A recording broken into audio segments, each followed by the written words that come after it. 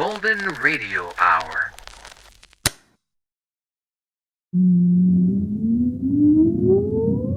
Countdown for blast off. X minus 5, 4, 3, 2, X minus 1, fire.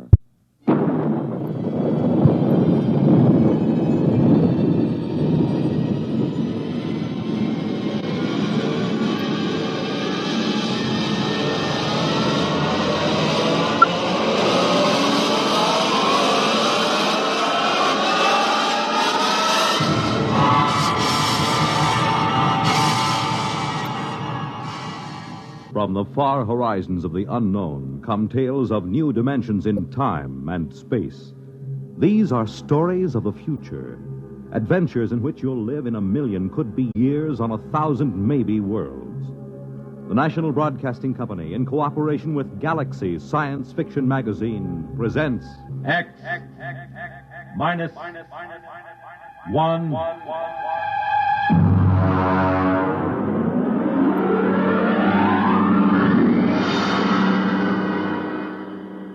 Tonight, At the Post by H.L. Gold.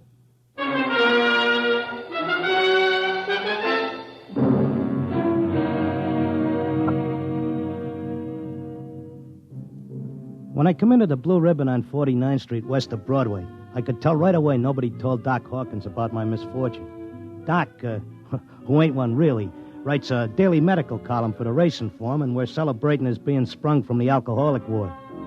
He got one look at me, and he choked on a piece of gefilte fish. What happened? What happened? Look at that. Clocker's become a character. Now, lay off, Doc. Look at that, a gray flannel suit, a black tie. Clocker, where is your purple and green check sports jacket? Where are your two-tone suede shoes? Why, you've become a character. That was Zelda's idea. She wanted to make a gentleman out of him. Wanted to? Why, you two kids got married just before they took my snakes away. Don't tell me you've flipped already. You don't know, Doc? No, what happened? Well, it was right after you tried to take the warts off the fire hydrant that Zelda started hearing voices. It got real bad. How bad? Well, she's at Glendale Center upstate.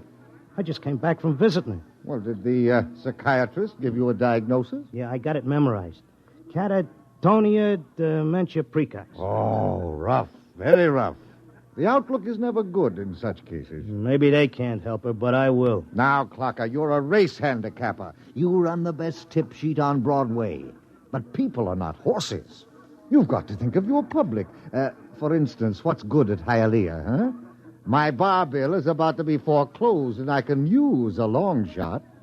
Those couch artists don't know what's wrong with Zelda. I do. You do? Well, almost. I'm so close I can hear the finish line camera clicking. Well, now, that's very interesting. Perhaps we can collaborate on an article for the Psychiatric Journal. All right, look. Look at these charts. Look, here. Huh? I use the same system I used to dope the races. Look, Zelda's got catatonia. She used to be a hoofer before we got married, and now she does time steps all day. Stereotype movements are typical of catatonia. You don't get it. She does time steps. The first thing you learn in hoofing, over and over. 10 or 15 hours a day. And she keeps talking like she's giving lessons to some jerk kid who can't get it straight. And I hear when these catatonics pull out, they don't remember much or maybe nothing. Protective amnesia. They work harder and longer at what they're doing than they ever did when they were regular citizens. And they don't get a red cent for it. I beg your pardon? I said they were getting stiffed. Anybody who works that hard ought to get paid. I don't understand what you're getting at. What are they knocking themselves out for if it's for free? Doc, I tell you, I miss that mouse. I gotta save her. She can't see or hear us, but she can sure see or hear something. And I'm gonna dope her. Clocker, it's too much for you. Too much for me, huh? Who was it said Warlock had turned into a dog in his third year? Who was it had 7 winners the opening day at Belmont? You take my word for it, Doc. I'll beat the schizophrenia handicap.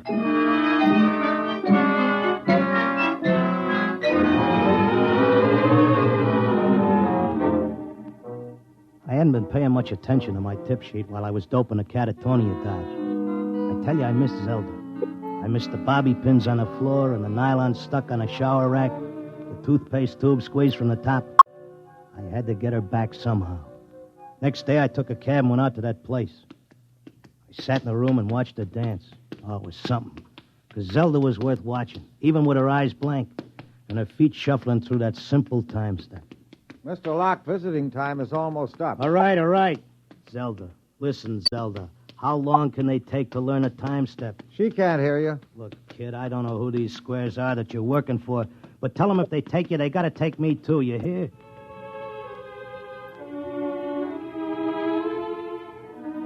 I had an idea now. I had it doped that Zelda was showing them how to dance, whoever they are. And the only way I could spring her was to find out who was controlling her and what they were after. The first step was to get them interested in me, in what I know about racing, doping horses. So I stood there next to Zelda, and I started to talk. Now, the first thing you got to figure is bloodlines. You take a horse, you got to know back maybe 4 or 5 generations on both sides. Then you got to know where the coat was full, what time of year, because all horses are 1 year old on the 1st of January. And there's confirmation, training. You take a horse with good bloodlines, break him in a spring on a hard training surface track, and the first thing you know, you got a horse with a shin splint. Or they may cover it up, but if you know it's there. Mr. Locke, I once knew a horse ran in Hialeah who was scared of flamingos. What are you doing? Had a fine record at Gulfstream and Bowie. But when he got down to Hialeah and got one look at the flamingos, he wouldn't run for beans. Mr. Locke, are you all right? Shut up, I'm Mr. busy. Locke. You bet on a horse that's scared of flamingos at Hialeah, and you're going to come in with your tail between your legs.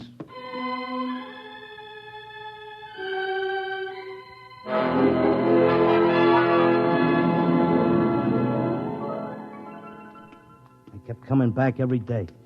I'd just sit there next to Zelda while she did a time step, and I'd talk about horses over and over. And then finally, I started to hear voices. Clocker! Clocker! This way, Clocker, come this way. This way, Clocker. Come on now, come with me. Like it was a fog, I could see the attendant in his white coat asking me questions, and I couldn't hear him. I knew I just kept on talking about the horses. And then suddenly I wasn't there. I was somewhere else. I was in a big square, and the buildings looked like the new Roosevelt Raceway, all modern. Or maybe like the World's Fair. There were trees and statues, and there were hundreds of people standing around, and they all looked scared. There was a little man with bifocals and a vest with pins and needles in it standing next to me. He looked scared. But I knew it had worked. I was on my way to Zelda. How did I get here? Excuse me, mister. How did I get here? I don't know. I can't take time for pleasure trips. I've got a customer coming in tomorrow for a fitting. She'll positively murder me if her dress isn't ready. She can't murder you. Not anymore. You mean we're dead? Don't ask me, but I don't think you're dead. That much I can tell you. Some of the people in the crowd were complaining they had families to take care of, while others were worried about leaving their businesses. And they all grew quiet when a man climbed up on a big platform in front. He was a very tall and dignified guy, and he had formal clothes and a white beard like the chief mourner at a politician's funeral. Ladies and gentlemen, please feel at ease. You are not in any danger. No harm will come to you. If you will listen carefully to this orientation lecture, you will know where you are and why. What is it? I don't understand. It's a pitch. Friends, I know you are puzzled at all this. Now let me explain. You've been chosen, yes, carefully screened and selected, to help us in what is undoubtedly the greatest cause of all history. You will learn more about it as we work together in this vast and noble experiment. What experiment? What is it? I got it picked. This is a pitch. These guys are out for something. Smells like a con. Let me state this in its simplest terms. Now, you know that there are billions of stars in the universe and that the stars have planets. A good many of these planets are inhabited. In almost all instances, the dominant form of life is quite different from yours. I am not of your planet or solar system. I am not formed as you see me. My true appearance would seem to be rather confusing to human eyes. Nuts, get to the point. The truth is, we are not here, and neither are you. Here is a projection of thought, a hypothetical point in space, a place that exists only by mental force. Actually, our bodies are on our own respective planets. What's he saying? What does he mean? Wait, he'll give us the convincer after the build-up. Our civilization is considerably older than yours. For many of your centuries, we have explored the universe both physically and telepathically, and during this exploration, we discovered your planet. We tried to establish communication, but there were grave difficulties. And it was the time of your dark ages. And I'm sorry to report that those people we did make contact with were generally burned at the stake. Here it comes. He's getting ready to slip us the sting. Oh, I don't think you ought to say a thing like that about a fine, decent gentleman. He's obviously very sincere. The problem we face is that the human race is doomed. The history of your race is a record of incessant wars, each more devastating than the last. And now, finally, man has chained the power of worldwide destruction. The next war, or the one after that, will unquestionably be the end not only of civilization, but of humanity, perhaps even of your entire planet. Then, why have we brought you here? Because man, in spite of his suicidal blunders, is a magnificent race. He must not vanish without leaving a complete record of his achievements. Now, this is the task we must work together on. Each of you has a skill, a talent, a special knowledge we need for the immense record we're compiling. Every area of human society must be covered. And so we need you urgently. Your data will become part of an imperishable social document that shall exist untold eons after mankind has vanished.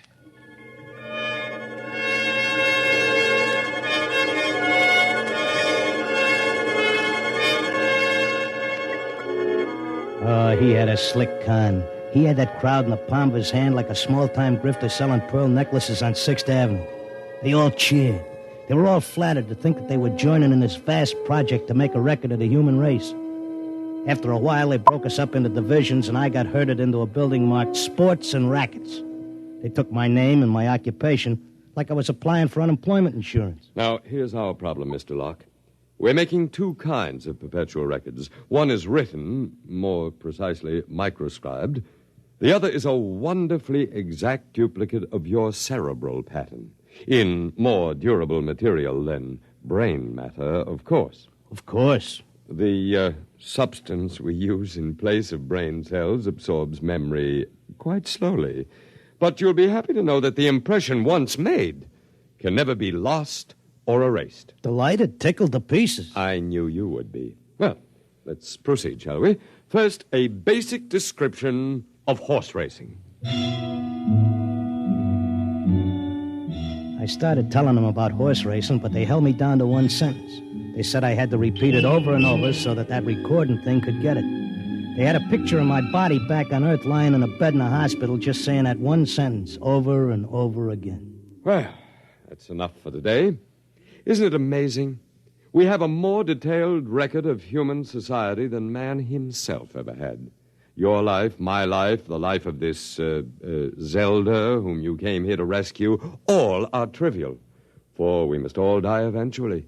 But the project will last eternally. You telling me you know what I'm here for? To secure the return of your wife. I would naturally be aware that you'd submitted yourself to our control voluntarily. It was in your file that was sent to me by admissions. Then why did you let me in? Because, my dear friend, we also... Leave out the friend pitch. I'm here on business. As you wish. We let you in, as you express it, because you have knowledge that we should include in our archives. We hoped you'd recognize the merit and scope of our undertaking. Most people do once they're told. Zelda, too? Oh, yes. Yes, Zelda's extremely cooperative, quite convinced. Would you like to see her? Yeah, sure I would. Well, that can be arranged. I'll call the Arts and Entertainment section and arrange a meeting.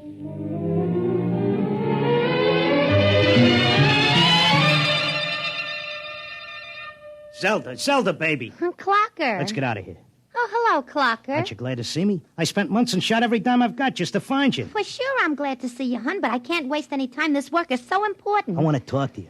That con artist with the white beard Oh, isn't he wonderful, Clocker? Aren't they all wonderful? Regular scientists devoting their whole lives to this terrific cause. What's so wonderful about that? They could let the Earth go boom. It wouldn't mean a thing to them. Everybody wiped out, just like there never were any people. Not even as much record of us as the dinosaurs. Gee, wouldn't that make you feel simply awful? I wouldn't feel a thing. All I'm worried about is us, baby. Who cares about the rest of the world doing a disappearing act? I do, and so do they. They aren't selfish like some people I could mention. Selfish? You're darn right I am. Zelda, listen. I'm selfish because I got a wife and I'm nuts about her and I want her back. I have to help out on this project. It's the least I can do for history. History? What did history ever do for us? Go turn in your time card, baby. Tell them you got a date with me back on Earth. No, this is my job as much as theirs. More even. They don't keep anybody here against their will. I'm staying because I want to, Clocker. But, honey... Excuse me, I've got to get back. I'm teaching them the soft shoe now.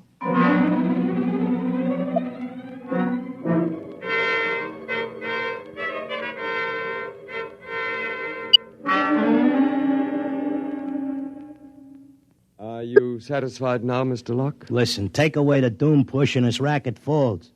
Listen, suppose you're all square. Suppose you're leveling. You're knocking yourself out because your guess is we're going to commit suicide. But is there any doubt of it? Do you honestly believe the Holocaust can be averted? I think it can be stopped, yeah. Listen, between these catatonics and me, we could tell them what it's all about. I notice you got people from all over the world here. They get along fine because they have a job to do and don't have time to hate each other. Well, it could be like that back on Earth. Mr. Locke, we have experimented in the manner you suggest. But a human psychological mechanism defeated us. Yeah? What was that? Protective amnesia. They completely and absolutely forgot everything they'd learned here. Well, what are the odds on me remembering? Well, you are our first volunteer. Look, I'll give you a deal. You let me out, and maybe I'll be the first case that didn't get amnesia, and I can tell the world all about this. I'll come back if I lame out. You can pick me up any time you want. But if I make headway, you gotta let Zelda go, too. That's a very reasonable proposition. We'll lift our control, Mr. Locke, for a suitable time. If you can arouse a measurable opposition to racial suicide, measurable, mind you, then we agree to release your wife and revise our policy completely.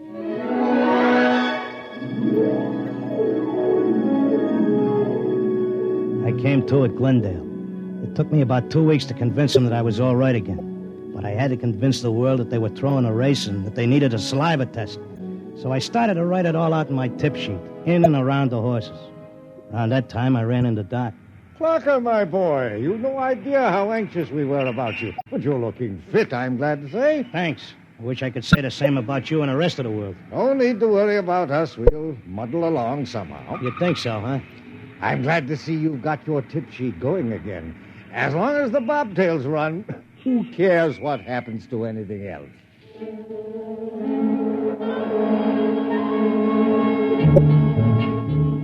Of course, nobody listened to me. I had posters printed telling everybody.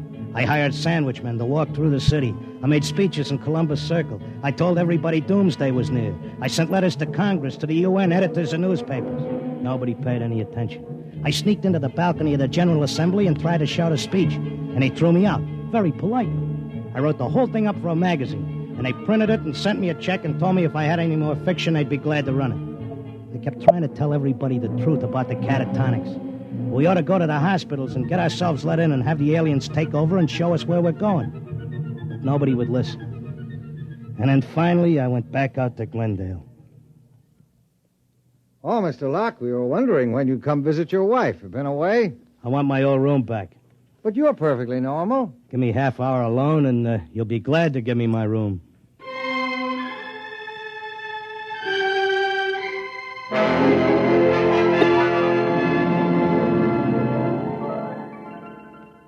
Well, here I am back again. Oh, Mr. Locke. Okay, I'll give you all the rest of the dope on racing. You won't have any trouble with me. Then you're convinced you failed. I'm no dummy. I know when I'm licked. So do we, Mr. Locke. Naturally, you have no way of detecting the effect you've had. We do. The result is that because of your experiment, we're gladly revising our policy. Huh? Is this a rib? Nobody listened to me. Oh, but they did. Visits to Catatonics have increased considerably. When the visitors are alone with our human associates, they tentatively follow the directions you gave them in your article. Not all do, to be sure, only those who feel as strongly about being with their loved ones as you do about your wife. We've accepted 4 voluntary applicants. You mean I made it? That's right. Before long, we shall have to increase our staff as the numbers of voluntary applicants increases geometrically, and then we'll be able to release the first group to go back and carry the message. Whenever you care to, Mr. Locke, you and your wife are free to leave. Okay, but I'll tell you what. I owe you plenty. I'll help make that record before I go. I'll teach you how to dope the horses. Is that what you want? Why, yes. All right, then let's go. The quicker we get started, the quicker we can get back.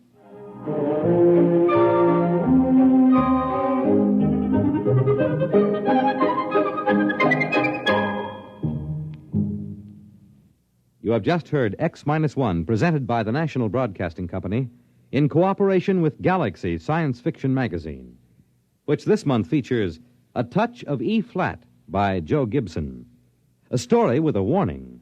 Never let anyone point any weapon at you, even something as harmless-looking as a water pistol. It may be a cooling gun. Galaxy Magazine on your newsstand today. Tonight, X-1 has brought you At the Post, a story from the pages of Galaxy written by H.L. Gold and adapted for radio by Ernest Kenoy.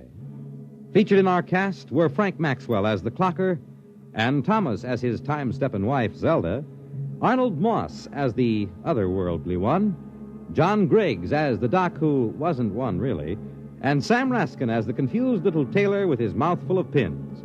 Your announcer, Fred Collins. X-1 was directed by Kenneth McGregor and is an NBC Radio Network production.